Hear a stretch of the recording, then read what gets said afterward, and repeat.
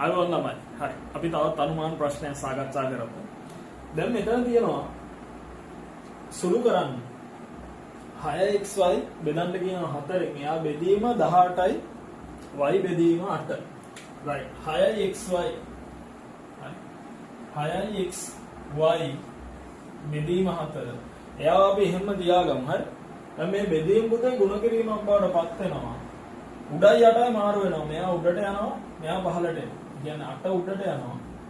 18යි y විදිහට පහළට එනවා. හරි. එතකොට මෙයාට කැපෙනවා මෙයා. එතකොට 2යි. හරි. මේ yටත් කැපෙනවා පුතේ මෙයා. මෙතනින් කැපෙනවා මෙතන 3යි. එතකොට 3 වරක් 1 තමයි යට ඉතුරු වෙලා තියෙන්නේ පුතේ. 3. 3 වරක් 1 3යිනේ. මෙතන 1x 2 කියන්නේ 2x ගෙන් ගුණ වෙනවා 2x මේ තමයි පිළිතුර අවසාන පිළිතුර. හරි. මේවා ගණන් ඉතාමත් ලේසි. පුතේ වරද්ද ගන්න එපා. එක්සෑම් එකේදී අපි අනිවාර්යෙන් මහන්සි වෙලා ප්‍රැක්ටිස් කරමු. හරි.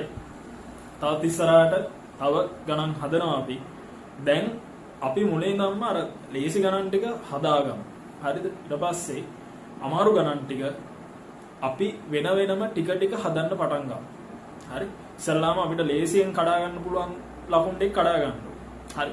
අනිවාර්යෙන් පුතේ දැන්ට ඔයාලා පේපර්ස් ලියන්න.